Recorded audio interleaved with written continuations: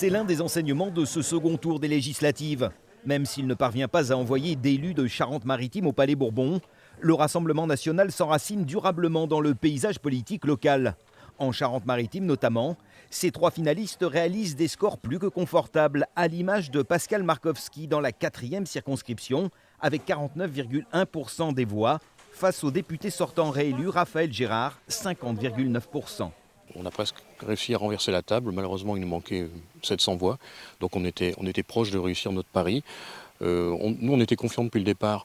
Ce n'est pas une déception. Aujourd'hui, le Rassemblement national est la première force politique. Et on vient encore de prouver en Charente-Maritime, avec 3 circonscriptions au deuxième tour, des candidats au-dessus de 48%, moi-même au-dessus de 49%. Et c'est l'ancrage local, estime le RN, qui fait la différence, à l'image des marins-pêcheurs et du projet de parc éolien au large de l'île d'Oléron.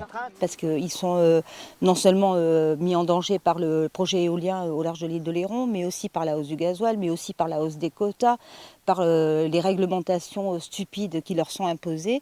Et je me suis vraiment investie dedans. Et je tiens d'ailleurs à leur dire que même si je n'ai pas été élue ce soir, mes collègues ne vont pas laisser tomber les dossiers. Garder le cap, c'est bien là l'ambition du RN en Charente-Maritime, comme dans la Vienne, où sa candidate dans la 4e circonscription enregistre 45,4% des suffrages, face au député MoDem sortant Nicolas Turquois, 54,6%.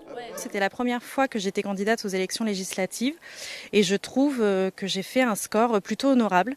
Donc non, je suis très contente de mon score et très contente de la percée du Rassemblement national dans la Vienne. Nous avons fait notre petite implantation et maintenant il va falloir faire l'enracinement qui va permettre de changer la donne. Mission réussie pour le Rassemblement national, qui compte désormais s'atteler à la conquête de grandes villes.